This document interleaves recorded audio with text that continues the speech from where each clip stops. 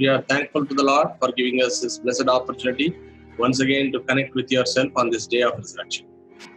ప్రియ సహోదరులకు కూడా మరొకసారి యేసుక్రీస్తు వారి నామంలో శుభం తెలియజేస్తున్నాం. మీతో ఈ రీతిగా ఈ పునరుద్ధాన దినం కలుసుకోవడం ఎంతో సంతోషకరంగా ఉంది. And we are very much thankful that the Lord is making His help and the technology available for us to get Himself connected with you people who are hungry for the true and the real and uncontaminated word of God. ఈ రీతిగా దేవుని యొక్క నిజమైన కలుషితం లేని వాక్యాన్ని మీతో పంచుకోవడానికి దేవుడు ఇచ్చిన సహాయం కొరకై, ఈ సదుపాయాలంటి కొరకై దేవుని కొన చెల్లిస్తాం. We will see some scripture portion from Jeremiah chapter 7 and verses 1 to 4. ఇర్మీయా గ్రంథము 7వ అధ్యాయం మొదటి 4 వచనాలు లేఖనాలను చూస్తున్నాం ఒకసారి. As the time goes by, we will see other scriptures also, but primarily we will start with Jeremiah chapter 7, 1 to 4 verses. Brother, kindly read it and you may observe in your Bibles. ఇర్మీయా గ్రంథము 7వ అధ్యాయం 1 నుండి 4 వచనాలు నేను చదువుతాను, గమనించండి బైబిల్లో. యెహోవా యొద్ద నుండి ఇర్మీయాకు ప్రత్యక్షమైన వాక్కు, నీవు యెహోవా మందిర ద్వారంలో నిలబడి ఈ మాట అచ్చటనే ప్రకటింపము. యెహోవాకు నమస్కారం చేయుటకై ఈ ద్వారంలో బడి ప్రవేశించి యూదా వార్లారా, యెహోవా మాట వినుడి. సైన్యములకు అధిపతియు ఈ ఇశ్రాయేల్ యొక్క దేవుడు యెహోవా ఇలా సెలవిచ్చున్నాడు, నేను ఈ స్థలమున మిమ్మును నివసింపజేయనట్లు మీ మార్గములను మీ క్రియలను దిద్దుకొనుడి. ఈ స్థలము యెహోవా ఆలయము, ఈ స్థలము యెహోవా ఆలయము, ఈ స్థలము యెహోవా ఆలయము అని మీరు చెప్పుకొనుచున్నారే, ఈ మోసకరమైన మాటలు ఆధారం చేసుకొనకుడి. Shall we look to the Lord for His help? సహాయం కొరకు ప్రార్థన చేసుకుందాం.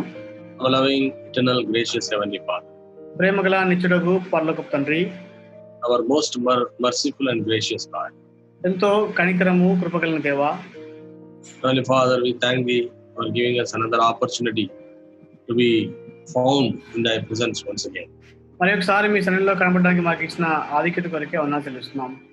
Loving Father, in this unusual circumstances of lockdown, Lord, You are enabling us to connect with Thy children who are having the hunger and thirst to hear unto Thy true and uncontaminated word. ప్రభువా, మరి ఈ అసాధారణ lockdown పరిస్థితుల్లో మీ బిడ్డలు ఎంతో వాక్యం కొరికిన ఆకలితో ఉన్న వారిని ఈ రీతిగా కలుసుకోవడానికి మాకు ఇచ్చిన సహాయం కొరకే ఉన్నా తెలుస్తున్నాం. It is not that we are experts in the word, but it is because of Thy grace that Thou grant us Thy word so that we may communicate unto Thy dear children. మాకేదో వాక్యం బాగా తెలిసింది కాదు కానీ ప్రభువా, మీ కృపను బట్టి మీ బిడ్డలతో వాక్యం పంచుకొని ఆశపడుతున్నాం. In Jeremiah chapter 1, prophet Jeremiah says that I am a small child and I know not how to speak. Similarly, Lord, I would also want to say that, Lord, I am a small child and I know not what to speak. ప్రభువా, ఇర్మీయా 1వ అధ్యాయంలో ఇర్మీయా చెప్పిన రీతిగా నేను బాలుడును, నాకు ఏం చెప్పాలో తెలియని రీతిగా నేను కూడా సన్నిధికి వస్తున్నాం. మీ సహాయాన్ని కోరుకుంటున్నాం ప్రభువా. Only impute Thy words into our mouth, and Luke Gospel chapter 12 may be true on behalf of both of us. ప్రభువా, మీరే మీ మాటలు మనట ఉంచండి. లూకా సువార్త 12వ అధ్యాయం 12వ వచనము మా ఇద్దరి పక్షంగా మీరు రుజువు చేయమని ప్రార్థిస్తున్నాం. Lord, Thy Spirit may watch over us, and also Thy grace may be granted, that there may not be any kind of technical snag in this entire process of communicating through the internet. ప్రభువా, మరి మీ కృపా సహాయం మాకు అనుగ్రహించండి. దేవా, మీ యొక్క ఆత్మ మాకు తోడుగా ఉంచండి తండ్రి. ఈ యొక్క వాక్యం అంతట్లో కూడా మరి సాంకేతిక మాధ్యమాల ద్వారా, ఇంటర్నెట్ ద్వారా ఎటువంటి సమస్య రాకుండా మీరే కాపాడమని ప్రార్థిస్తున్నాం. Thou only keep us under Thy mighty wings. మీరే మమ్మల్ని మీ బలమైన రెక్కల కింద ఉంచమని ప్రార్థిస్తున్నాం. Hide us under Thy nail-pierced hands. మీ గాయపడిన హస్తాలతో మమ్మల్ని దాచమని ప్రార్థిస్తున్నాం. Thy words and Thy wisdom may be granted unto us. మీ జ్ఞానము, మీ మాటలు మాకు అనుగ్రహించండి ప్రభువా. Thy name only may be glorified. మీ నామానికి మాత్రమే మహిమ వచ్చింది గాక. I want to humbly be put under Thy feet, and only Thou may be visible in the whole conversation or the message what we are sharing with Thy dear children. మీ ప్రియబిడ్డలతో పంచుకునే వర్తమానం అంతట్లో కూడా నన్ను మీ పాదం కింద ఉంచి మీరు మాత్రమే కనబడమని ప్రార్థిస్తున్నాం. And Thy name may be glorified. మీ నామను మాత్రం మహిమొందుటకు సాయం చేయండి. And Thy command we may adhere to. ప్రభువా, మీ యొక్క ఆజ్ఞకు మేము ఆలోచించడానికి సహాయం చేయండి. And this may be a profitable time, and the people who are watching also, it may be a profitable time. ఇది మరి చూసే వాళ్ళందరూ వినే వాళ్ళందరూ కూడా ఎంతో లాభదాయకమైన సమయంగా మీరే చేయమని ప్రార్థిస్తున్నాం. Heavenly Father, and this could be something of eternal value we may learn from this little small sermon which thou hast granted unto us. మీరు మాకు అనుగ్రహించిన చిన్న వర్తమానంలో నిత్యమైన విలువలు మేము నేర్చుకోవడానికి సహాయం చేయమని ప్రార్థిస్తున్నాం. Heavenly Father, once again we want to confess that we have nothing unless thy grace is granted from you. పరలోకం నుంచి మీరు మాకు కృప అనుగ్రహించి తప్ప మా వల్ల ఏమీ కాదని ఒప్పుకుంటున్నాం ప్రభువా.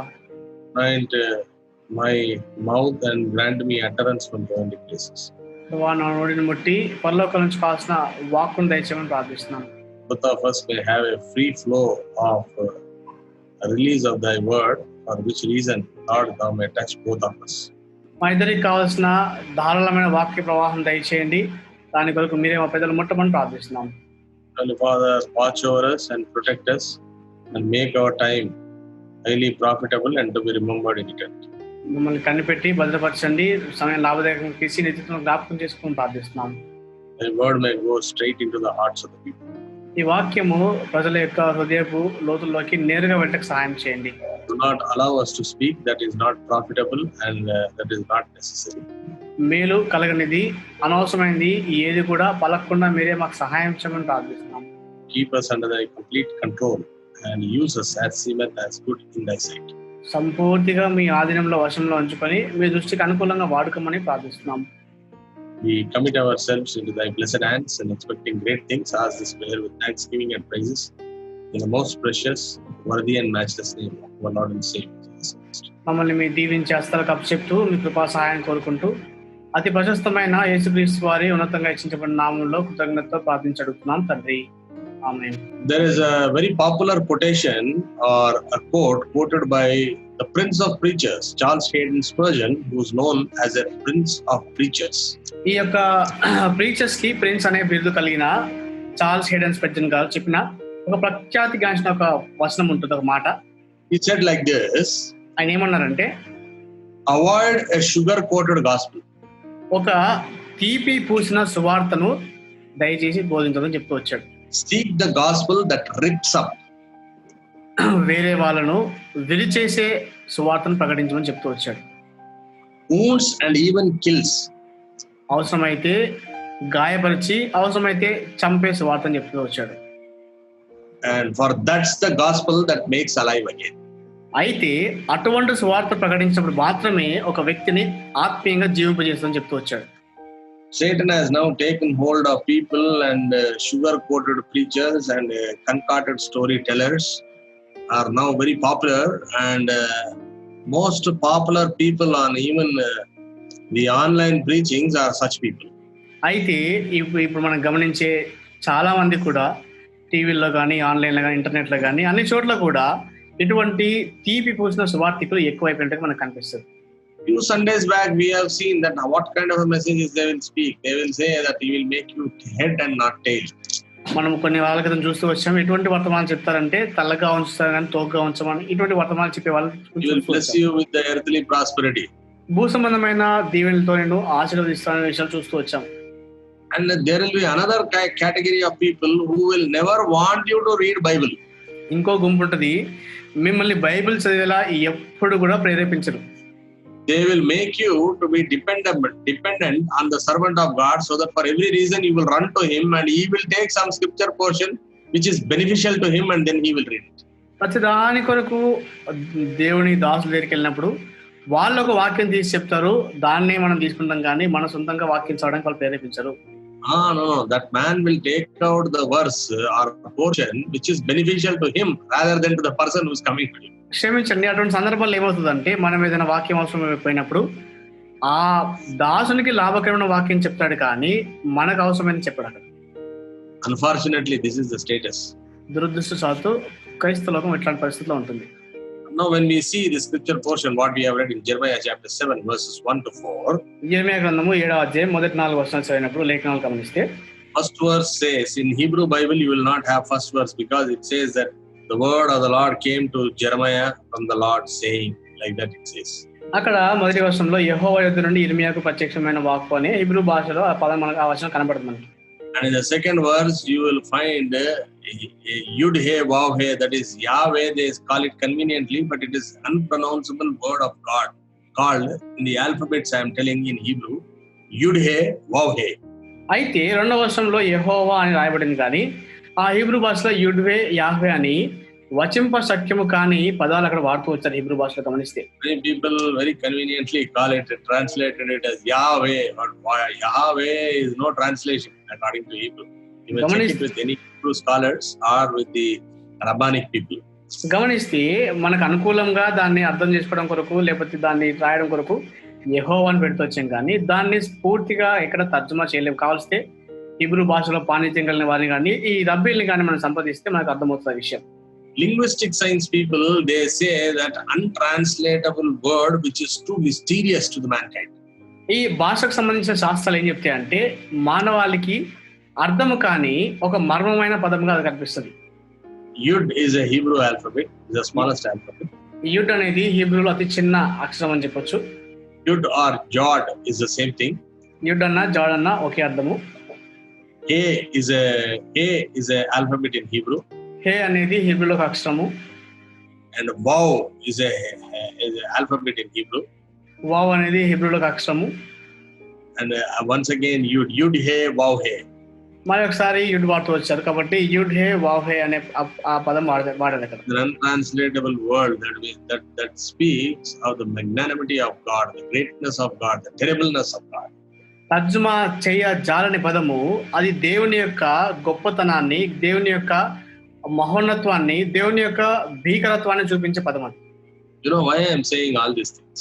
ఇవన్నీ ఎందుకు చెప్తున్నారు అర్థమైందా? Because the message who is conveying is more important. చెప్పే విషయం ఏంటంటే ఈ వర్తమానము ఎవరి దగ్గర నుంచి వస్తుందో అది చాలా ప్రాముఖ్యం. It is coming from a terrible God. అది భీకరుడైన దేవుని దగ్గర నుంచి వస్తుంది. What is the message? ఏమిటా వర్తమానము? Just go and proclaim there this word. అది ఏమంటా అంటే ద్వారం నిలబడి ఈ మాట అచ్చటనే ప్రకటింపము అంటున్నాడు. Where he wants to proclaim this word? ఎక్కడ ప్రకటించమని చెప్తున్నాడు దేవుడి వాక్కు? In the house of God. యెహోవా మందిర ద్వారమున. What is that message? ఏమిటా వర్తమానము? Find it in verse 3. 3వ వచనం మనకు కనిపిస్తున్న మాట. It says, amend your ways and your doings. మీ మార్గములను మీ క్రియలను దిద్దుకొనుడి. This amend word in Hebrew is yatab. దిద్దుకొనుడి అంటే హీబ్రూలో యతా అనే పదం వాడుతూ వచ్చారు. Yatab. యతాబ్. Yatab has got 3 meanings. దానికి 3 అర్థాలు ఉంటున్నాయి. యతాబ్ అంటే your ways should be pleasing unto God.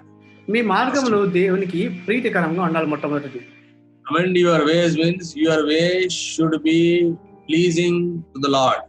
మీ మార్గములు దిద్దుకొనుడి అంటే మీ మార్గములు దేవునికి ప్రీతికరంగా ఉండనివ్వండి అని అర్థం. Secondly, your ways should be gladness to God. రెండవదిగా మీ మార్గంలో దేవునికి సంతోషాన్ని కలిగించాలని చెప్తూ వచ్చాడు. Thirdly, your ways should be good in the sight of God. మూడవదిగా మీ మార్గంలో దేవుని దృష్టిలో మంచిగా ఉండాలి. Amend means we will see English dictionary, you will get correction or alteration, all these words you will get. ఇక్కడ ఇంగ్లీష్లో కానీ తెలుగులో చూస్తే అక్కడ ఏమంటే దిద్దుకొనడి అంటే సరి చేసుకోండి, మార్చుకోండి, ఇవన్నీ అర్థాలు మనకు కనిపిస్తాయి నిఘంటులో చూస్తే. It's totally diversion from the original meaning what God wants to communicate. ఆ మూల భాషలో రాయబడిన దాని నుంచి పూర్తిగా అది వేరే రకంగా మనకు అర్థం కనిపిస్తుంది దేవుడు ఉద్దేశించిన విషయాలు. In Hebrew it is yatab. Hebrew భాషలో యాతావ్ అనే మాట గమనిస్తూ వచ్చారు. Yatab means all these 3 meanings is conveyed. యతాబ్లో ఈ 3 అర్థాలు వస్తాయి అక్కడ. Your way should be pleasing to God.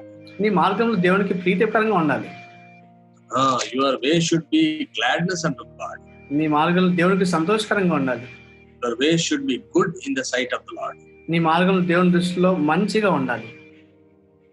Then some are satisfied with other people's what they think about them, not God. కొంతమంది ఏమనుకుంటారంటే నా గురించి వేరే వాళ్ళు ఏమనుకుంటారో అని దాంతో తృప్తి చెందుతారు, కానీ దేవుడు ఏమనుకుంటారో ఆలోచించారు. They will become overjoyed when people say, everybody when they start saying, you are very good brother, you are like that brother, you are like this brother, such a humble brother, such a great preacher. As many as titles they are listening, they will become like, oh, every title one step up they will go. అయితే వేరే వాళ్ళు వచ్చి చాలా మంచి సహోదరుడు, చాలా దీనుడు, నువ్వు చాలా మంచి బోధకుడు, చాలా బాగుంటావు అని చెప్పి వేరే వాళ్ళు చెప్తున్నప్పుడు వాళ్ళు ఒక్కొక్క పొగడితే వీళ్ళు ఒక్కొక్క మెట్టెక్కిపోయి ఉప్పొంగిపోయి వాళ్ళు. Their opinion towards you. అది నీ పట్ల వాళ్ళకున్న ఆలోచన అది. But what is your opinion in the sight of the Lord? Nobody knows. అయితే నీ పట్ల దేవుని ఆలోచన ఏంటి ఎవరికీ తెలియదు. Are you able to please in the presence of the Lord? Are your ways are pleasing? దేవుని సన్నిధిలో నీ మార్గంలో ఆయనకు ప్రీతికరంగా ఉన్నాయా? Is your life bringing gladness to the Lord? నీ జీవితం దేవునికి సంతోషం కలిగిస్తుందా? Are we walking good in the sight of the Lord? దేవుని దృష్టిలో మనం మంచిగా నడుచుకుంటున్నామా?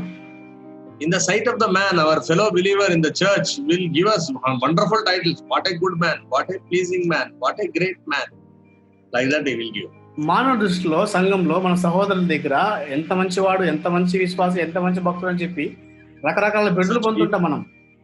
Such people I want to humbly submit. Kindly see Luke Gospel chapter 6 and verse 26. అటువంటి వారికి దీనంగా చేసే మనం ఏంటంటే దయచేసి లూకాసు వార్త 6వ అధ్యాయం 26వ వచనం చూడండి ఒకసారి. Luke Gospel chapter 6 verse 26. లూకాసు వార్త 6వ అధ్యాయం 26వ వచనం. Everybody will call you good. అందరూ నిన్ను మంచివాడిని పొగిడినప్పుడు. So what does it say, brother? Telugu, kindly see. మనుషులందరూ మిమ్మల్ని కొనియాడినప్పుడు మీకు శ్రమ. Then వారి పితరులు అబద్ధ ప్రవక్తలకు అదే విధంగా చేసిరి. False prophets have this title of being called good by everybody. అందరూ మంచివాడు అని చెప్పి ఇలా మెచ్చుకునే ఈ బిరుదు అబద్ధ ప్రవక్తలకు ఉంటుందా గుర్తించాలి మనం. I am really happy. I don't have many calling me good. చాలా సంతోషించే విషయం ఏంటంటే నన్ను చాలా మంది మంచివాడని ఎవరు చెప్పరు, చాలా మంది చెప్పారు. I am really happy. చాలా సంతోషిస్తాను దాని గురించి. నేను I am delighted for this. దాని గురించి ఎంతో ఆనందిస్తాను. But we need to struggle in the sight of the Lord to amend our ways. మన మార్గాలు దిద్దుకునే విషయంలో దేవుని దగ్గర మనం చాలా కష్టపడాలి. We are very keen to know what man speak about us. మనుషులు మన గురించి ఏం మాట్లాడుకుంటారో తెలుసుకోవాలని ఎంతో ఆశిస్తాం మనం. As the word of God says, God should acknowledge who we are. అయితే దేవుడి వాక్యం చెప్తుందంటే మనం ఎవరో అని చెప్పి దేవుడు గుర్తించాలని చెప్తున్నాను. Some people are there, they commit utter wickedness. కొంతమంది ఎంతో ఘోరమైన దుష్టత్వం చేస్తారు, చెడుతనం. Total wickedness, utter wickedness. ఘోరమైన చెడుతనం. But they themselves will try to give titles for them. We will see that incident from Genesis chapter 37. ఆదికాండం 37లో మనం చూసే సంగతి ఏంటంటే వాళ్ళు తమకు తామే బిరుదులు ఇచ్చుకునే విషయం మనం చూస్తాం అక్కడ. Genesis chapter 37. ఆదికాండం 37వ అధ్యాయము. We see sons of Israel or sons of Jacob. యాకోబు లేకపోతే ఇశ్రాయేల్ కుమారులను మనం చూస్తాం అక్కడ.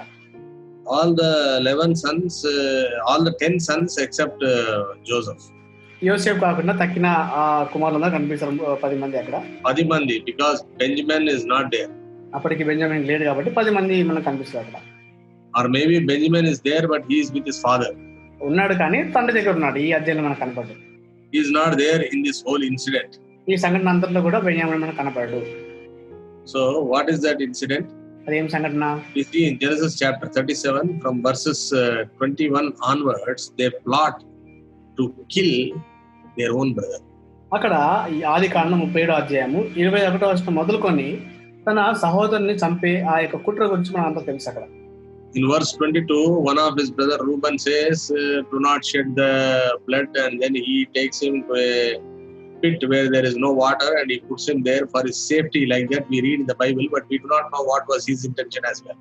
అక్కడ 22వ వచనంలో ఎట్లనగా రూబేను అతని తండ్రికి అతన్ని అప్పగించటకై వారి చేతుల్లో పడకుండా అతన్ని విడిపింపదలచి రక్తము చిందింపుకుడి, అతనికి హాని ఏమేమి చేయక అడవిలో ఉన్న ఈ గుంటలో అతన్ని పడలేడని వార్త చెప్పాను. బైబిల్ రాయబడింది కానీ ఆయన ఉద్దేశం మనకు తెలియదు సరిగ్గా. Why is this man coming to his brother? ఎందుకు తన సహోదరుని దగ్గరికి వస్తున్నాడు? To get some food and relief and refreshment for them. అక్కడ అన్నలందరికీ కొంచెము ఒక ఆహారము, కొంచెము వాళ్ళకి కొంచెము విశ్రాంతి ఇవ్వడం కోసం వస్తున్నాడు అక్కడ.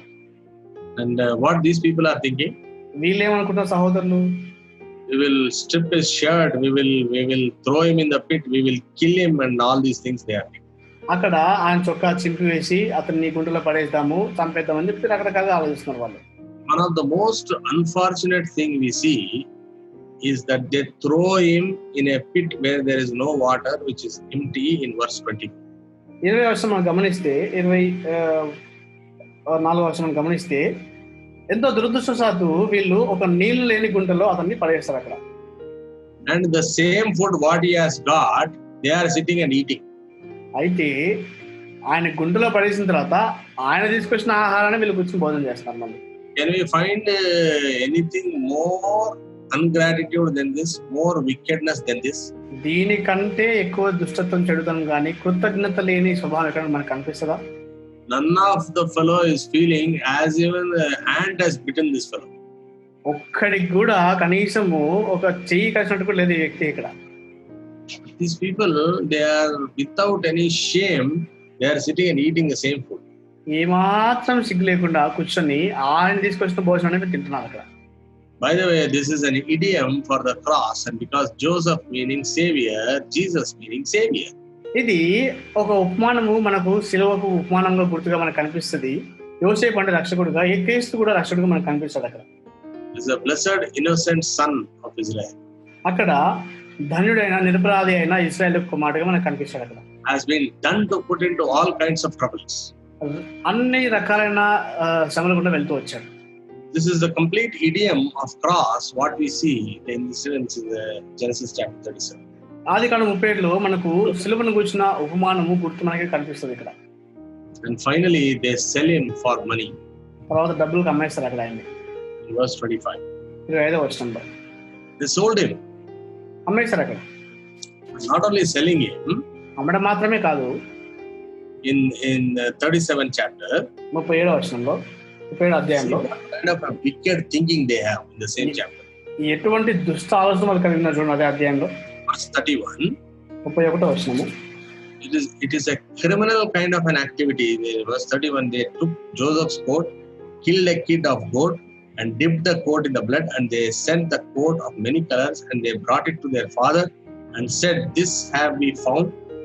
Know now whether it be thy son's coat or not."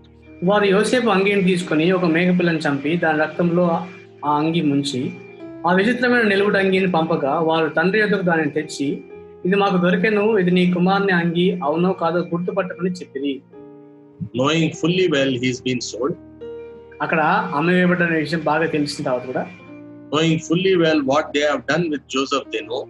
అక్కడ యోసేపుతో వాళ్ళు ఏం చేస్తారో అంత బాగా తెలిసిన తర్వాత కూడా committing this cold-blooded activity by dipping his cloth and deceiving their father.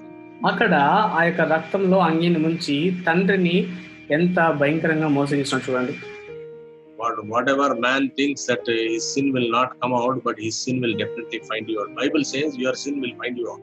చాలా మంది we are not reading it for lack of time. మనం చూడం కానీ సంఖ్యాకాలం రాయబడింది, మనం చాలా విషయాలు దాచదా అనుకుంటాం కానీ మన పాపమే మనం పట్టుకుంటుంది విషయం బైబిల్ రాయబడింది సంఖ్యాకాలం. God will create such kind of situations in life. దేవుడు అటువంటి సందర్భాల్ని జీవితంలో అనుమతిస్తాడు కూడా. A day has come that they had to face the very same man upon whom they have done all these criminal activities. ఒక దినం వచ్చింది, ఎవరి మీద అయితే ఈ నేర సంబంధమైన ఈ యొక్క క్రియలన్నీ వాళ్ళు చేస్తూ వచ్చారో ఆ వ్యక్తిని కలుసుకునే దినం వచ్చింది. Today that man is not a helpless man, but he is the prime minister of the superpower of the world, Egypt, in those days. ఈ దినము ఆయన ఒక నిస్సహాయుడైన చిన్న బాలుడిగా లేడు, కానీ అక్కడ అత్యంత శక్తివంతమైన ఆ లోకంలో ఆ ప్రపంచంలో ఉన్న ఆ కాలంలో ఉన్న ఆ యొక్క ఐగుప్తు దేశానికి ప్రధానిగా ఉంటున్నాడు. They had to go and bow himself in front of them. ఆయన దగ్గరికి వెళ్ళి వాళ్ళు నమస్కరించాల్సి వచ్చింది అక్కడ. But what they are saying about themselves? అప్పుడు వాళ్ళ గురించి వాళ్ళు ఏం చెప్పుకుంటున్నారు? In Genesis chapter 42 and verse 11 we see. 42వ అధ్యాయం ఆదికాండం 11వ వచనం చూస్తాం ఆ విషయం. We are all one man's sons, we are true men. మేమందరము ఒక్క మనుషుని కుమారులము, మేము యథార్థవంతులమే. How could they say that they are true men? వాళ్ళు యథార్థవంతులు ఎట్లా చెప్పగలిగినారు వాళ్ళు? Can they go to the same man and say we are true men? They have thrown him in, they have eaten his food, they have sold him to people, and they have deceived their father, and they are calling themselves true men. వాళ్ళు ఆ వ్యక్తిని గుంటలో పడేశారు, ఆ వ్యక్తి తీసుకొచ్చిన భోజనమే తిన్నారు, ఆ వ్యక్తిని అమ్మేశారు, ఆ వ్యక్తి వస్త్రాలు తీసుకుని తండ్రిని మోసగించి ఇప్పుడు మేము యథార్థవంతులు చెప్తున్నారు వాళ్ళు. They are saying we are true men. మేము యథార్థవంతులం అండి అంటున్నారు. Most of the Christians, modern day Christians, are like that. చాలా మంది ఆధునిక క్రైస్తవులు అట్లే ఉంటున్నాం మనం. they indulge into every kind of wicked activity and they call themselves true men. ప్రతి విధమైన దుష్టత్వం చెడుతనంలో మనం పాలు పొంది మనమే యథార్థవంతులు చెప్పుకుంటూ ఉంటాం. The God say that they are true men. దేవుడు చెప్పగలరా వాడు యథార్థవంతులని? They once again they go to their father and say that man there in Egypt, he is behaving very roughly, and they go and reaffirm to the father once again in the same chapter in verse 31. అదే అధ్యాయంలో 31వ వచనంలో తండ్రితో ఒక విషయం ఏం నిశ్చయపరుస్తున్నారంటే, ఐగుప్తులో ఆ యొక్క వ్యక్తి చాలా కఠినంగా వ్యవహరించాడు. తర్వాత తండ్రితో కూడా మళ్ళీ అదే చెప్తున్నాడు, మేము యథార్థవంతులము అంటున్నాడు. అక్కడ మళ్ళీ అదే పదం we are very true men, like that they say. మేము చాలా యథార్థవంతులం అని తండ్రితో కూడా చెప్తున్నారు అక్కడ. Are they really true men? నిజంగా యథార్థవంతులా? When they say that they are true men, మేము యథార్థవంతులం అని చెప్పగలరా వాళ్ళు? కనీసం they cannot do that. చెప్పలేరు వాళ్ళు. There is a chance that we may also overestimate ourselves. కొన్నిసార్లు మనము ఈ రీతిగా కూడా ఎక్కువగా అంచనా వేసిన అవకాశం చాలా ఉంటుంది. We see in Matthew's Gospel, we will see that same incident at the table where Lord Jesus Christ questions Judas Iscariot. And John's Gospel chapter 13, he says, one of you shall betray me. అక్కడ యోహాను సువార్త 11వ అధ్యాయంలో బల్ల దగ్గర యేసుప్రభువు వారి శిష్యులందరినీ మీలో ఒకరిని అప్పగించని చెప్పినప్పుడు యూదా చెప్పిన మాట మనకు అందరికి తెలుసు. అక్కడ same thing you see in Matthew's Gospel. There Judas questions to Lord Jesus Christ, is it I Lord? Like that he will question. అదే సంఘటన మత్తయి సువార్తలో చూస్తే యూదా ఇస్కరియోతు యేసుని ఏమంటారంటే, ప్రభువా నేనా అని ప్రశ్నిస్తాడు. అక్కడ he is the one who is betraying. Now he's got the cheek to go to the Lord and tell, Lord, am I going to betray you? అప్పగించేవాడు ఆయనే, అయినా సరే ధైర్యం తెచ్చుకొని దేవుని దగ్గరికి వెళ్ళి ప్రభువా నేనా అని తెగిస్తున్నాడు. అక్కడ this incident with Joseph and his brethren reminds us the same thing. యోసేపు తన సహోదరుల సంఘటన అదే విషయంలో జ్ఞాపకం చేస్తుంది. See, they have done so wickedly against that man, now they call themselves as a true man. తన తమ్ముని పట్ల ఎంత దుష్టంగా చెడుగా వ్యవహరించి మళ్ళీ అదే ఎంత చక్కగా మాట్లాడుతున్నారు చూడండి. You know, one word is written in Proverbs. సామెతల గ్రంథంలో ఒక మాట రాయబడింది about these kind of people. ఇటువంటి వాళ్ళ గురించి ఒక మాట రాయబడింది. We should see that in Proverbs chapter 3. సామెతల గ్రంథం 3వ అధ్యాయము. Proverbs chapter 3. సామెతలు 3 and verse 7. 7వ వచనం. Be not wise in thine own eyes, fear the Lord and depart from evil. నేను జ్ఞానిని కదా అని నీవు అనుకునవద్దు, యెహోవా యందు భయభక్తులు కలిగి చెడుతనం విడిచిపెట్టుము. These fellows were very wise in their own sight. వీళ్ళందరూ కూడా తమ సొంత దృష్టిలో చాలా జ్ఞానులుగా ఉంటున్నారు. They thought, who will know, so many years back we have done, who has seen in which land we have sold him, where he has gone. But they expected that they are standing in front of the same man. వాళ్ళు ఏమనుకున్నారంటే, ఎవరికి తెలుసు మేము ఎప్పుడు అమ్మేశామో, ఎప్పుడు కష్టపెట్టామో ఆయన్ని, ఆయన ఎక్కడికి వెళ్ళిపోయాడో, ఆయన ఎక్కడ కూడా ఎవరికి తెలియదు అనుకుంటున్నారు. కానీ అదే వ్యక్తి ముందు వెళ్ళబడ్డ విషయం ఏమాత్రం మనకు తెలియదు పాపం. So what you think about you is not important. కాబట్టి నీ గురించి నువ్వేమనుకుంటున్నది ప్రాముఖ్యం కాదు. What people think about you is also not important. ప్రజలు నీ గురించి ఏమనుకుంటున్నారో కూడా లెక్క రాదు. First of all what God thinks about you is important and it matters. దేవుడు నీ గురించి ఏం ఆలోచనాడో అదే ప్రాముఖ్యము, అదే లెక్క. Jeremiah chapter 7 verse 3 he says, amend your ways. యెరెమీయా గ్రంథము 7వ అధ్యాయం 3వ వచనంలో మీ మార్గమును దిద్దుకోండి అని చెప్తున్నాడు అక్కడ. And Jeremiah is preaching the word of correction. యెరెమీయా సరిదిద్దు వాక్యం బోధిస్తున్నాడు అక్కడ. He was hated by people. ప్రజలందరి ద్వారా ద్వేషించబడ్డాడు వ్యక్తి. He was disliked by people. అందరూ కూడా ఆయన్ని అయిష్టపడ్డారు. He was humiliated by people. అందరూ ఆయన్ని అవమానించారు కూడా. Because why? Because he was preaching the true word. What God said, he was preaching as it is. ఎందుకంటే దేవుని యొక్క నిజమైన వాక్యం బోధిస్తూ, దేవుడు ఎట్లా చెప్తే అట్లే బోధిస్తూ వచ్చాడు అక్కడ. See, he was preaching whatever God said, he was preaching. దేవుడు ఏమేమి చెప్తే అవన్నీ బోధిస్తూ వచ్చాడు, ప్రకటిస్తూ వచ్చాడు. He never added anything, he never removed anything. దానికి ఏమీ కలపలేదు, ఏమీ తేలేదు దాని నుంచి. For that reason he was humiliated. దాని కొరకు అవమానించబడ్డాడు. And false prophets at that time who were there in that realm, they also hated him. ఆ కాలంలో అబద్ధ ప్రవక్తలు కూడా తనని ఎంతగానో ద్వేషిస్తూ వచ్చారు. They never respected him. ఎప్పుడు కూడా ఆయన గౌరవించలేదు. They tried to prove him wrong in various things. అనేక రీతిలుగా ఆయన తప్పు పట్ట చూశారు, తప్పులు రుజువు చేయడానికి ప్రయత్నం చేశారు. they were actually prophesying falsely, and they were trying to implicate Jeremiah in that.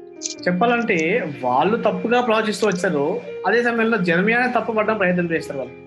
Why all these things? ఎందుకు ఇవన్నీ కూడా?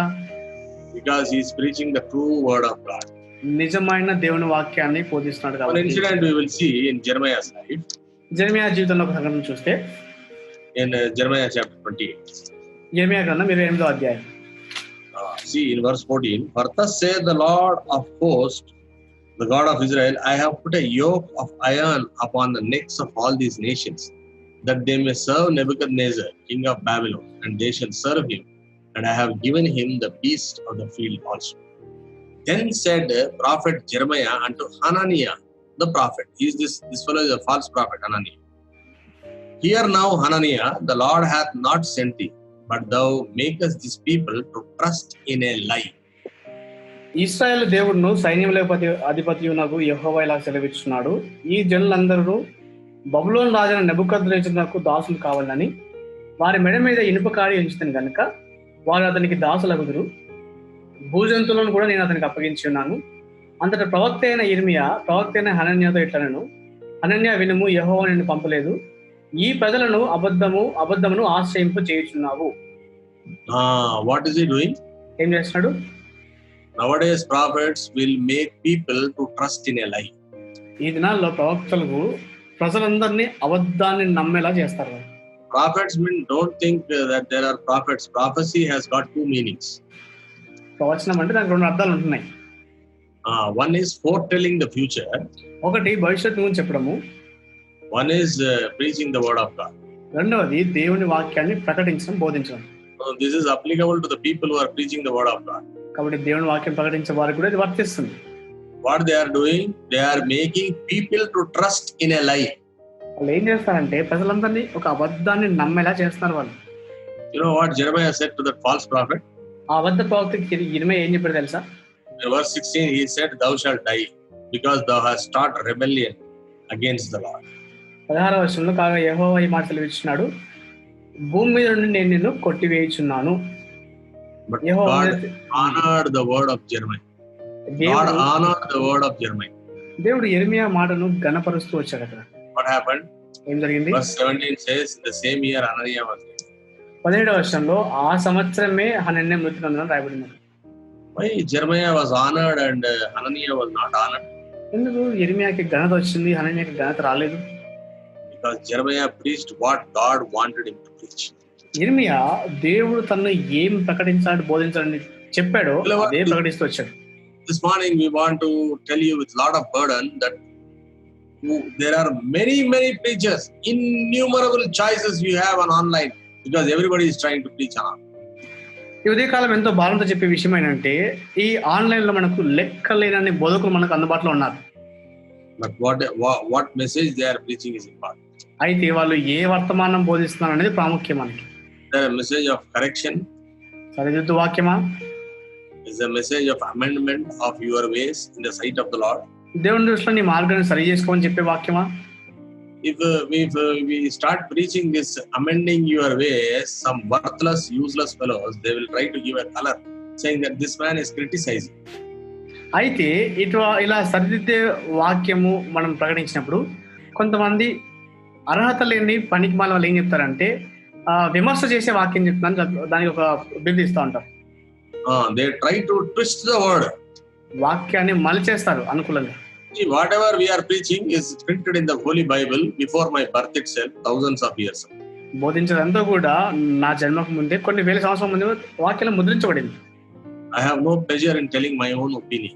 నా సొంత ఆలోచన చెప్పడానికి ఏం సంతోషం లేదు మనకి. Or I am a magician to mesmerize people. లేకపోతే ఇతరులకి మంత్రముద్దులు చేసే ఆ గుంపుకు చెందిన కాదు. Word of God says, what I say, the word of correction, you go and tell. దేవుడు వాక్యం ఏం చెప్తుందంటే సరిదిద్దు వాక్యం వెళ్ళి ప్రజలకు చెప్పమని చెప్తుంది. But worthless fellows will say this is a criticism word. పనికి మనం ఏమంటారంటే ఇది విమర్శ వాక్యం అంటూ ఉంటారు. And they try to twist it. దాన్ని మలిచేస్తారు కూడా. See, Stephen was a man, the first martyr, who preached like this.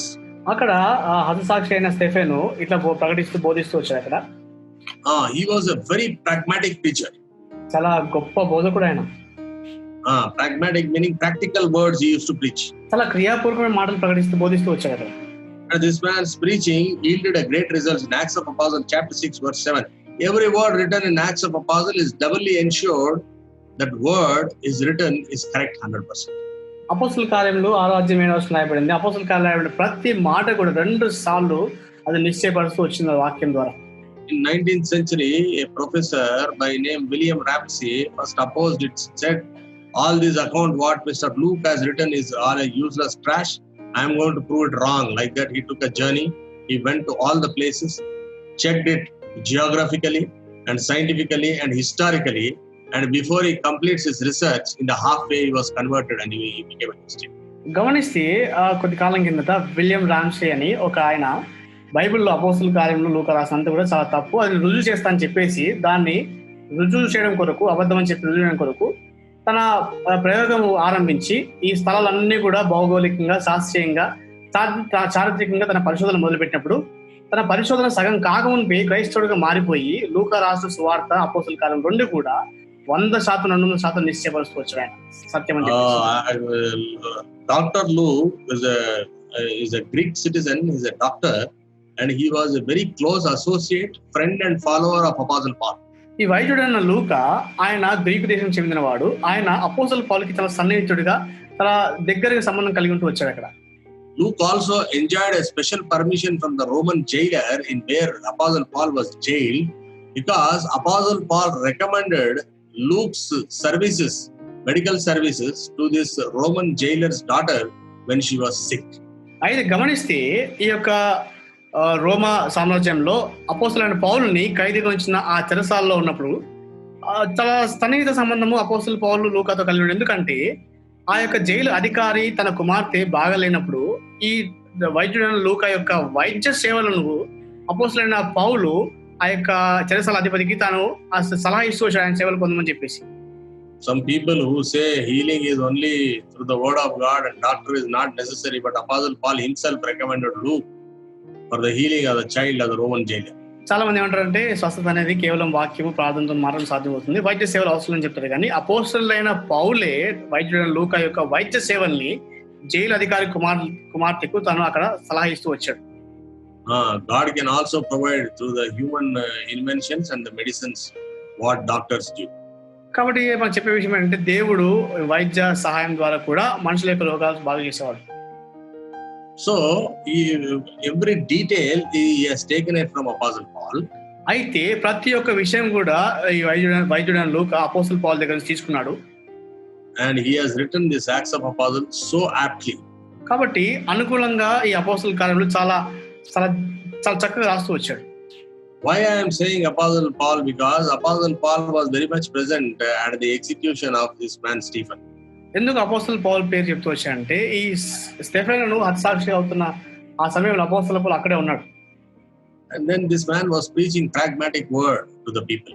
అక్కడ స్టెఫెను క్రియాపూర్వక మాటలు అందరికీ బోధిస్తూ వచ్చాడు అక్కడ.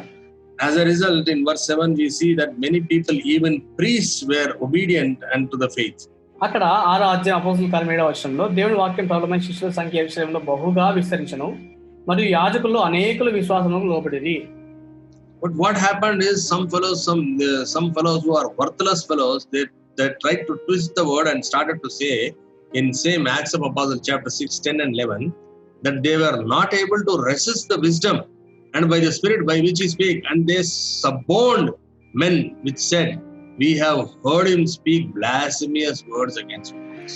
అక్కడ కొంతమంది పరిపాలన ఏం చేస్తూ వచ్చారంటే అపోస్తల కార్యం 6వ అధ్యాయం 10, 11 వచనాల్లో మాట్లాడేందు అతడు అగుపరిచిన జ్ఞానమును అతను ప్రేరేపించిన ఆత్మను వారు ఎదిరింపలేకపోయేది. అప్పుడు వారు వీడు మోషే మీదను దేవుని మీదను దూషణ వాక్యములు పలుకగా మేము వింటమని చెప్పటకు మనుషులను కుదుర్చుకొని. That's an absolute lie. అది అబద్ధం. అది if at all we see, nowhere in the Old Testament you will see what you see in the account of Stephen. చెప్పాలంటే స్టెఫెన్ చెప్పిన ఆ వచనాలంటే కూడా పాత నిబంధన ఎక్కడ మనకు కనపడదు. చెప్పాలంటే see verse 22 in Luke, Acts of Apostles chapter 7. 7వ అధ్యాయం 22వ వచనం చూడండి ఒకసారి. What does it say? Moses was learned in all wisdom of Egyptians and was mighty in word and deed. Nowhere in Old Testament you will read this. ఇక్కడ 7:22లో మోషే ఐగుప్తీయుల సకల విద్యలను అభ్యసించి మాట్లాడేందును కార్యములందును ప్రవీణుడైనను ఈ మాట మనకు పాత నిబంధనలో ఎక్కడా కనబడదు. In one verse he has beautifully described his whole biodata. ఒక్క వచనంలోనే తన చరిత్ర అంతా కూడా చాలా అద్భుతంగా చెప్పేశాడు మోషే గురించి. He was a mighty man of word and deed, as well as he was highly qualified person, and he was a man of wisdom and learned man, like that he said. అక్కడ సకల విద్యలను అభ్యసించి మాటలందును కార్యములందును ప్రవీణుడైనని చెప్పి ఒక్క మాటలో చెప్పేశాడు మోషే గురించి. For this what these fellows are saying? దాని గురించి వీళ్ళేమంటున్నారు? He spoke ill about blasphemous words about Moses. మోషే మీద దూషణ వాక్యాలు పలుకగా మేము వింటామని చెప్తున్నారు. Why all these things? ఎందుకు ఇవన్నీ? When he spoke the truth as it is, then he was able to touch their sin, saying that you fellows, you are like a whited walls, like how Lord Jesus Christ pointed out this priests and others. He touched the council of Sanhedrin. He started to say that you are believing in wrong. You listen to what word of God says, like that he was able to say. ఎందుకంటే దేవుని వాక్యాన్ని సత్యాన్ని ఉన్నదన్నట్టుగా బోధించి వాళ్ళ పాపాన్ని తాకినప్పుడు యేసుప్రభువు చెప్పినదిగా మీరు ఆ సమాధి కొట్టిన గోడల వల్ల ఉన్నారని చెప్పి వాళ్ళ గురించి ఆ సమాజ అధికారులందరి గురించి చెప్పినప్పుడు వాళ్ళు అక్కడ నొచ్చుకుంటూ వచ్చారు. కాబట్టి he was not bothered about his life because he knew that he would die. ఆయన ఎట్లా గురించి చనిపోతామని తెలుసు కాబట్టి తన జీవితం గురించి ఏం లెక్క లేకుండా ఉన్నాడు ఆ వ్యక్తి. But he wanted to communicate the right word of God, true word of God, and as it is, whatever is the message. దేవుని యొక్క వర్తమానం ఉన్నట్టుగా నిజమైనదిగా సత్యంగా తను ఉన్నట్టుగా బోధించాలనుకున్నాడు. If we turn our focus to Acts of Apostles chapter 7 verse 54, అపోస్తలుల కార్యములు 7వ అధ్యాయం 44వ వచనం మనం గమనాన్ని మళ్ళిస్తే, when they heard these things they were cut to heart, it seems. అక్కడ 54లో వారి మాటలు విని కోపంతో మండిపడి అతను చూసి పండ్లు కలిగి ఫుట్ నోట్లో గమనిస్తే తమ హృదయం నందు నరకబడిన వారే అని రాయబడినట్లు.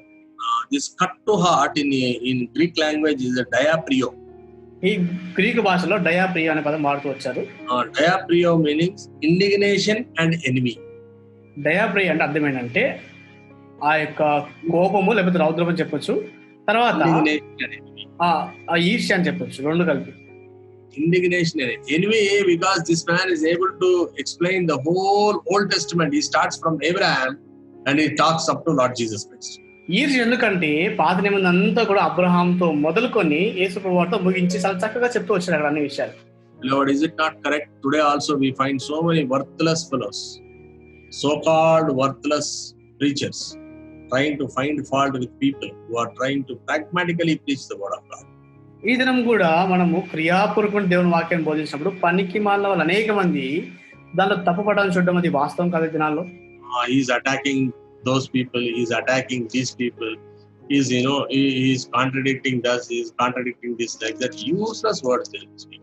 అక్కడ వాళ్ళ మీద దాడి చేస్తున్నారు, వీళ్ళ మీద దాడి చేస్తున్నారు, దీనికి వ్యతిరేకంగా మాట్లాడుతున్నారని చెప్పేసి పనికి మాలిన విషయాన్ని బయట తీసుకొస్తూ ఉంటారు. Lord, we are having Bible in our hands is not because of very very easy thing, but there are hundreds, thousands and lakhs of people lay down their lives on the altar so that you and I are having a right Bible and a right doctrine today with us. గమనించండి, మన చేతిలో Bible ఇట్లా అందుబాటులో మనకు ఉందంటే అది ఉట్టటిగా రాలేదు. అది వందలు వేలు అనేకులు తమ జీవితాన్ని బలిపీఠం మీద అర్పించిన కారణం చేత సరైన వాక్యము సరైన సిద్ధాంతాలు మనకు అందుబాటులో ఉన్నాయి అని చెప్తారు. That includes martyr Stephen as well. దాంట్లో ఒక భాగం ఎవరంటే హతసాక్షి అయిన స్టెఫెన్ తో కలిపి there are hundreds, thousands and lakhs of people who lay down their life. వందల కొలది, వేల కొలది, లక్షల కొలది ఈ వాక్యం కొరకు వాళ్ళు ప్రాణాలు పెడుతూ వచ్చారు. In very first century itself the wrong doctrine started. మొదటి శతాబ్దంలోనే తప్పుడు బోధన ఆరంభమైంది. Gnostics came into force in Corinthian church in early 55 and 56. ఆ యొక్క 55-56 సంవత్సరంలో క్రీస్తు శకము అనేకులు కొరింథీ సంఘంలో ప్రవేశిస్తూ వచ్చారు. వాళ్ళు దేవుడు లేడని చెప్పేవారు, దేవుడి విరోధంగా మాట్లాడేవారు. Like that wrong doctrine came, Gnostics అనే తప్పుడు సిద్ధాంతం వచ్చింది అక్కడ. And it has begun from the very first century.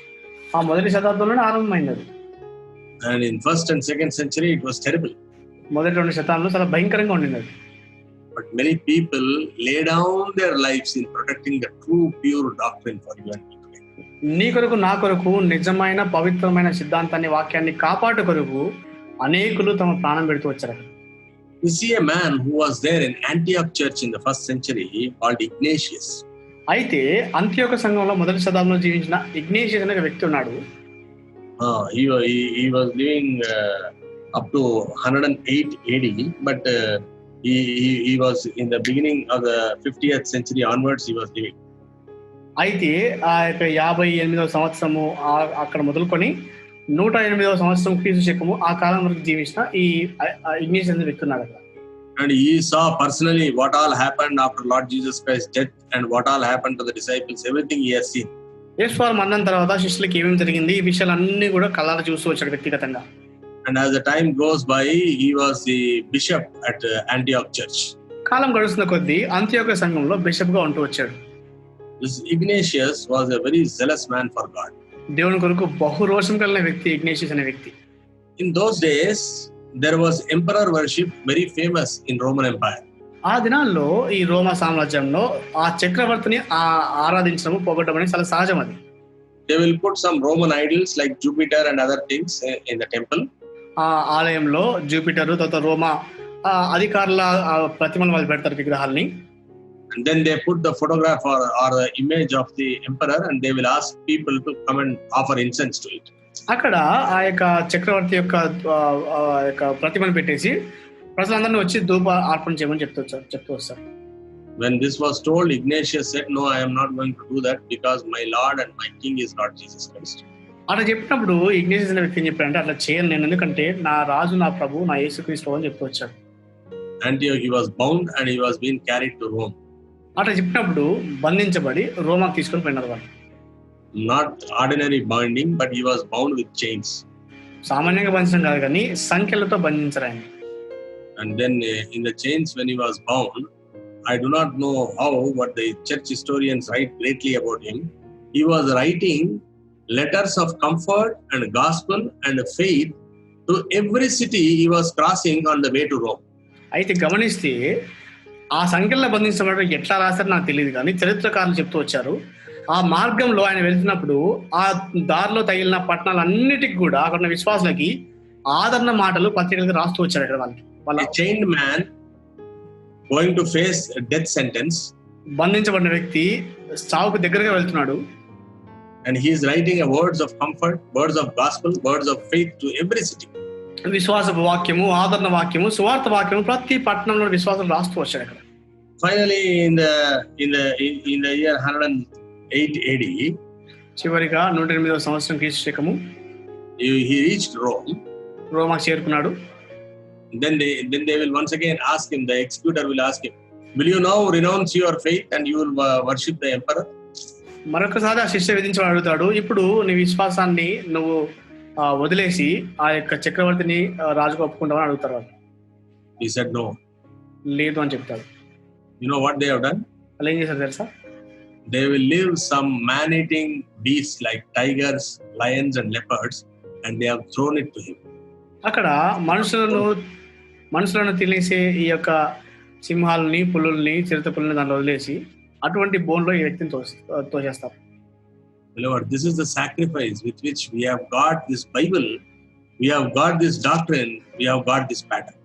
చెప్పాలంటే ఇటువంటి త్యాగాలతో కూడిన రీతిగా ఈ బైబిల్, ఈ సిద్ధాంతము, ఈ క్రమం అనేది మనకు వచ్చింది. If we keep speaking about these people, time will not permit. We can speak days about these people. ఇటువంటి వారి గురించి మనం మాట్లాడడం మొదలు పెడితే సమయం సరిపోదు, దినాలు బోధించవచ్చు వీళ్ళ గురించి. But what God is saying is important. ఇక దేవుడు చెప్పేది ఏంటంటే ప్రాముఖ్యం. God is saying in verse 3 that amend your ways. ఇర్మీయా గ్రంథం 7వ అధ్యాయం 3వ వచనంలో మీ మార్గంలో దిద్దుకోమని చెప్తున్నాడు. And in verse 4 he is saying, Jeremiah chapter 7 verse 4 is that trust not in the lying words. అక్కడ 7వ అధ్యాయం 4వ వచనంలో మోసకరమైన మాటలు ఆధారం చేసుకోవడానికి చెప్తున్నాడు. What are the lying words? ఏమిటా మోసకరమైన మాటలు? Meanings, is it a word of deception? అక్కడ ఈ స్థలం యెహోవా ఆలయము, యెహోవా ఆలయం, యెహోవా అంటే అట్లా చెప్పడం అది మోసకరమైన మాటలా? అది No, కాదు కదా. the true meaning is they are talking temple with the word, but they are more bothered about the temple as a ritual and not as towards God. చెప్పాలంటే అక్కడ అర్థం ఏంటంటే కేవలము మాటలతో మాత్రమే యెహోవా ఆలయం అంటున్నారు కానీ వాళ్ళ మనసంతా కూడా ఆ ఆచారాలు, ఆ పద్ధతులు వాటి మీదే ఉంది వాళ్ళు. Not because of God. దేవుని బట్టి కాదు అది. Today our condition is also like that. ఈ దినం మన పరిస్థితి కూడా అట్లే ఉంటుంది. We are doing mechanically. We want a youth meeting, we are doing youth meeting. We want church prayer, we are doing church prayer. We want Bible study, it has been done Bible study. We want VBS, it has been done. In rallies, it has been done. Everything mechanically. What is the intention behind that? ప్రతిది కూడా ఒక అలవాటుగా మనము VBS కావాలంటే VBS, యవనస్తుల గుడికి కావాలంటే యవనస్తుల గుడిక, Bible పట్టణం కావాలంటే బైబిల్ పట్టణం, ప్రార్థన గుడికి కావాలంటే ప్రార్థన గుడికి ఒక అలవాటుగా చేస్తున్నాం. కానీ దాని వెనకాల ఉన్న ఉద్దేశం ఏంటి అసలు?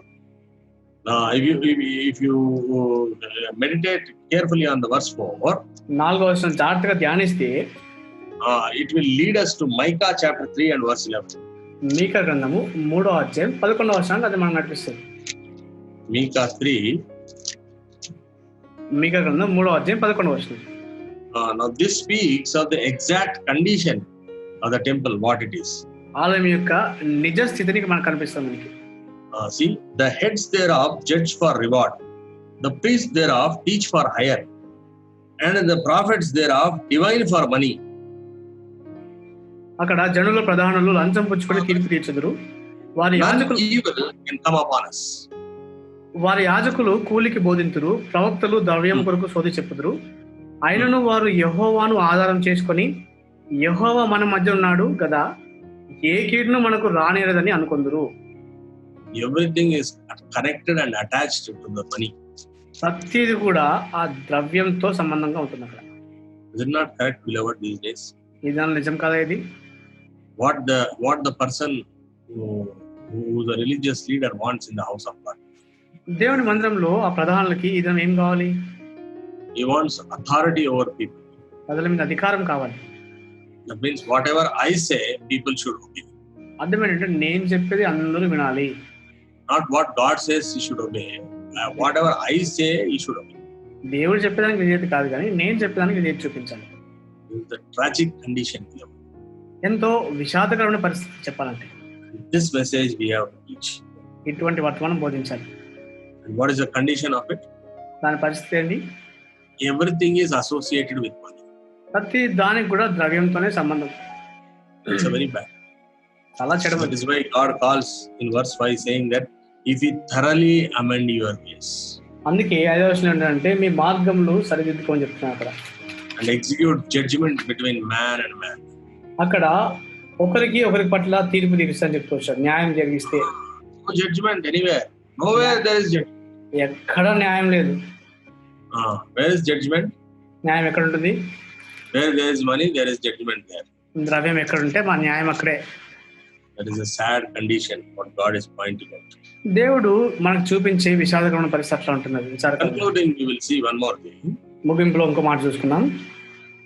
Verse 11 it says, "Is this house which is called by my name become a den of robbers?" 11th verse. అక్కడ ఇర్మీయా గ్రంథం 7వ అధ్యాయం 11వ వచనంలో నాదని చాటబడిన ఈ మందిరము మీ దృష్టికి దొంగల గుహ అయినదా అని ఆలోచించుడి. What words are these? Lord Jesus Christ used the same words, no? యేసు ప్రభువు ఇదే మాటలు చెప్తూ వచ్చారు కదా. Matthew 21:13, Mark 11:17. అక్కడ మత్తయి సువార్త 21:13, 21:13, మార్కు సువార్త 7:11 కూడా 17. And Luke Gospel 19:46. లూకా సువార్త 19:46 కూడా. We are not seeing, we are just mentioning, you can see it. అది తర్వాత మనం చూసుకోవచ్చు వచనాలన్నీ కూడా. The Lord also said that my house has become a den of robbers. అక్కడ యేసు ప్రభువు కూడా చెప్తూ వచ్చారు నా యొక్క ఆలయము దొంగల గుహ అని చెప్పేసి. That is why what is happening? కాబట్టి ఏం జరుగుతుంది? What is happening, you know? ఏం జరుగుతుంది తెలుసా?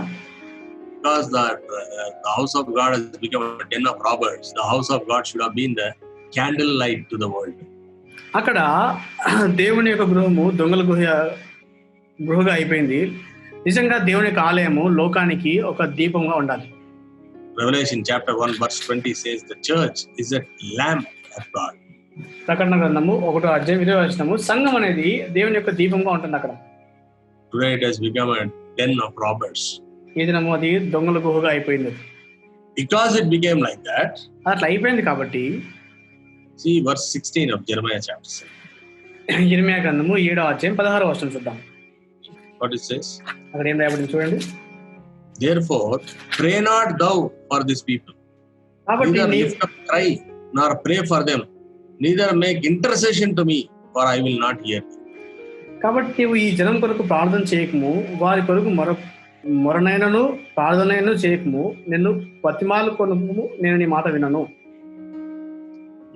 What does he say? For I will not hear thee. నన్ను బతిమాలు కొనకము, నేను నీ మాట వినను. He will not hear our prayer. దేవుడు మన ప్రార్థన వినడు. Why he will not hear our prayer? ఎందుకు ప్రార్థన వినడు దేవుడు? It says very, very strongly in verses 27 and 28.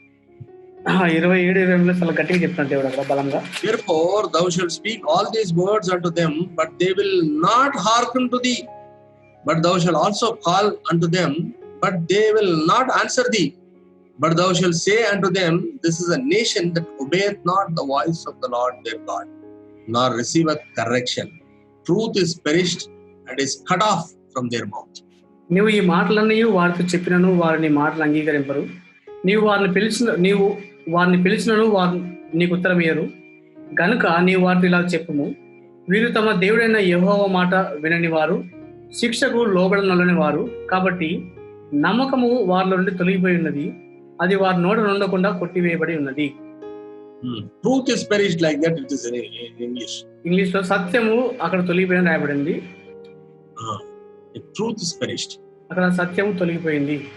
No correction. సరిదిద్దు లేదు. That is why prayers are not answered. దాని కొరకే ప్రార్థనకు జవాబులు లేవు. Everybody is engaged in so many prayers. ప్రతి ఒక్కరు కూడా అనేక ప్రార్థనలు నిమగ్నం అయిపోయి ఉన్నాం. కానీ you see the den of robbers, we see the fallen church in Revelation chapter 3. అక్కడ దొంగల గుహ అంటే పడిపోయిన సంఘము ప్రకటన గ్రంథం 3వ అధ్యాయం మనకు కనిపిస్తుంది ఒకటి. Which is the worst church in Revelation chapter 3. We find it that one as a Laodicean church. అక్కడ ప్రకటన గ్రంథం 3వ అధ్యాయంలో అతి ఘోరమైన లవోదికీయ సంఘం మనకు కనిపిస్తుంది అక్కడ. Now I will tell you, every church should have the presence of God. ప్రతి సంఘంలో దేవుని యొక్క సన్నిధి ఉండాలి. He should be the head of the church. ఆయన సంఘానికి శిరస్సుగా ఉండాలి. And his presence should be felt by each and every member. ఆయన సన్నిధి ఆ సంఘ సభ్యుల్లో ప్రతి ఒక్కరు అనుభవించాలి. If it is a den of robbers, his presence will not be found. దొంగల గుహ అంటే ఆయన సన్నిధి కనబడదు. You call any top class expositor of the word, still his presence will not be there. ఎంత పెద్ద వాక్య బోధించే వాళ్ళు తీసుకొచ్చినా సరే దేవుని సన్నిధి కనబడదు అక్కడ. Why? ఎందుకు? See Revelation chapter 3 verse 20. ప్రకటన గ్రంథము 3వ అధ్యాయం 20వ వచనం. So the Laodicean church is saying, I stand at the door and knock it. Often we read it at the time of gospel meetings, but the true meaning is this, that Lord is standing outside the church and knocking at the door of the church. 3వ అధ్యాయం 20వ వచనంలో ఇదిగో నేను తలుపు వద్ద నిలుచుని తట్టుచున్నాను. చాలాసార్లు మనం ఈ వాచనము సువార్తలో ప్రకటిస్తాం, కానీ ఇక్కడ చూస్తే గమనిస్తే నిజమైన అర్థం ఏంటంటే సంఘానికి వెలుపల నుండి సంఘం తలుపు తట్టుతున్న దేవుడు is outside the church knocking at the door. You are praying in the church thinking that he will listen to your prayer. How will he listen to you, beloved? ఆయన సంఘానికి వెలుపల నుండి తలుపు తడుతుంటే నువ్వు సంఘం లోపల నుండి ప్రార్థన చేసి దేవుడు నా ప్రార్థన ఆలకిస్తానంటే ఎట్లా వింటాడు దేవుడు నీ ప్రార్థన? How will he hear? ఎట్లా వింటాడు దేవుడు ప్రార్థన? When will your prayer be answered? నీ ప్రార్థనకు జవాబు ఎప్పుడు వస్తుంది? The truth is cut off from your mouth. నీ నోట్ల నుంచి సత్యం తొలగించబడింది. There is no correction to you. సరిదిద్దు ఏమాత్రం లేదు. You are not willing to amend your ways. మార్గాలు దిద్దుకోవడం ఏమాత్రం ఇష్టం లేదు. Beloved, this is what God wants to preach. దేవుడు ప్రకటించాలనుకుంటే ఇదే మాట. Saying, go and tell this, go and proclaim this. Where is saying, don't, not in the streets, in the house of God. ఎక్కడ చెప్పినా అంటే వీధుల్లో కాదు, కానీ దేవుని ఆలయం ద్వారం దగ్గర వెళ్ళి బోధించుకున్నాడు. And what is the remedy for this? దీనికి నివారణ ఏంటి? Jeremiah chapter 7 verse 23. ఇర్మియా గ్రంథము 7వ అధ్యాయం 23వ వచనం. But this thing command I them, saying, obey my voice, and I will be your God. Ye shall be my people, and walk ye in all the ways that I have commanded you, that it may be well unto you. ఏదనగా నా మాటలు మీరు అంగీకరించిన యెడల నేను మీకు దేవుడినై ఉండును, మీరు నాకు జనులై ఉందురు, మీకు క్షేమం కలుగునట్లు నేను మీకు ఆజ్ఞాపించిన మార్గం అంతటి అందు మీరు నడుచుకొనుడి. Beloved, you are doing so many things thinking that you are doing God's work. దేవుని పని చేస్తున్నా అని చెప్పేసి ఎన్నో పని మనం చేస్తున్నాం. Is the Lord delighted through your work? ఆ పని ద్వారా దేవునికి సంతోషం ఉందా? As far as after making a first online message, I thought I will stop it. నేనేమంటున్నా అంటే ఆన్లైన్లో మొట్టమొదటి వర్తమానం చెప్పిన తర్వాత నేను దాన్ని చెయ్యను, ఆపేస్తా అనుకున్నాను నేను. God spoke to me from the very same book of Jeremiah. అదే ఇర్మియా గ్రంథంలో దేవుడు నాతో మాట్లాడుతూ వచ్చాడు. He said, no, you have to go, you have to preach the word. ఈ వాక్యాన్ని ప్రకటించాల్సిందని చెప్తూ వచ్చాడు. He has spoken to me from 10th chapter onwards in my daily portion those days. ఆ దినాల్లో నా అనుదిన భాగంలో 10వ అధ్యాయం మొదలుకొని దేవుడు నాతో మాట్లాడుతూ వచ్చాడు. And then in between I thought, no, I will stop it. మధ్యలో కూడా అనుకున్నాను నేను ఆపేస్తాను అనుకున్నాను మళ్ళీ తర్వాత కూడా. But then he again spoke to me from Isaiah chapter 51 verse 16. తర్వాత యెషయా గ్రంథం 51:16 మొదలుకొని దేవుడు మాతో మాట్లాడుతూ వచ్చాడు. I will put my words into your mouth, you speak. నేను నా మాటలు నీ నోట్లో ఉంచుతాను, మాట్లాడుతూ వచ్చాను. Also I was not knowing what to preach this Sunday, but God was bringing to my mind only this portion. ఈ ఆదివారం కూడా ఏం బోధించాలో నాకు ఏం అర్థం కాలేదు, కానీ దేవుడు ఈ భాగాన్ని జ్ఞాపకం చేస్తూ వచ్చాడు. Beloved, we are not preaching this keeping somebody in mind or keeping something else in mind. ఎవరినో కానీ ఏదో విషయం కానీ మనసులో ఉంచుకొని ఇవన్నీ బోధించట్లేదు దయచేసి. For a moment we'll close our eyes and read these things and think about the things happening in surrounding of us. Is it practically like this or not? ఒకసారి మనం కళ్ళు మూసుకొని ఈ వచనాలను ధ్యానం చేసుకొని మన చుట్టూ పరిస్థితులు క్రియాపూర్వకంగా ఇట్లా ఉన్నాయా లేదని ఒకసారి ఆలోచించుకుందాం. The Lord is not hearing our prayer. He says, how will he hear when he is outside the church? దేవుడు మన మధ్యలో మన ఆవరణలో లేకపోతే, సంఘానికి వెలుపల ఉంటే మన ప్రార్థనకు జవాబు ఎట్లా వస్తే ఎట్లా వింటాడు ప్రార్థన? He has to answer our prayer. ఆయన ప్రార్థనకు జవాబు ఇవ్వాలంటే He should not be outside, he should be inside. ఆయన బయట ఉండకూడదు, ఆయన లోపల ఉండాలి. He should be inside. ఆయన లోపల ఉండాలి. And then we should be willing to obey his command, not any man's command. ఆయన ఆజ్ఞకు మనము లోపడేలా ఉండాలి, కానీ వేరే ఏ మనుషుల ఆజ్ఞలు కాదు. Not any useless fellow's command who doesn't even know what Bible is. He is trying to command the churches. బైబిల్లో ఏముందో ఒక అక్షరం కూడా తెలియని వాళ్ళు సంఘాలని ఈ దినం ఆదేశించడం మొదలు పెట్టారు. What a pathetic condition.